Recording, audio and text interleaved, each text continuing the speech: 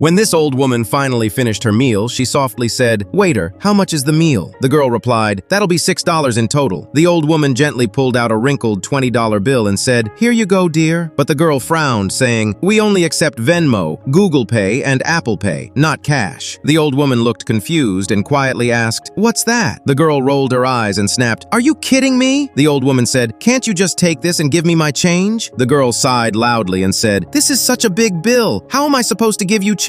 Are you here to cause trouble?" Just then, a man nearby stood up and said, "Waiter, why don't you accept cash?" The girl scoffed and replied, "What era are you living in? Do you even know how to use Apple Pay?" The man shook his head and said, "Not accepting cash is illegal, don't you know that?" Another man stood up too and asked, "Is it wrong to pay with cash?" The girl said, "Accepting cash is just too much trouble these days." The man said, "Okay, if it's such a hassle, then her meal is on me." Then he turned to the old woman with a gentle smile and said, "Grandma, don't worry, I'll pay for your meal." The old woman quickly shook her head and whispered, "No, young man, please take my money instead." The other man softly replied, "No need, Grandma, it's not much. Come on, I'll walk you home." When the man returned, he looked at the other man, and without saying a word, they both understood the plan. The man then said, "We'd like to pay our bill now." The girl replied coldly, "That'll be $26 in total." The man suddenly dropped a bag full of pennies and said, "We're paying in cash, and don't you dare argue, because if you do, we won't pay at all, so start counting." The girl froze, having no choice but to slowly count every single penny, her face growing more frustrated with each coin, until finally she sighed and said, "It's exactly $26. The man stood up, looked her in the eyes, and calmly said, "Next time, just do the right thing." So friends, did the man really go too far, or is he right?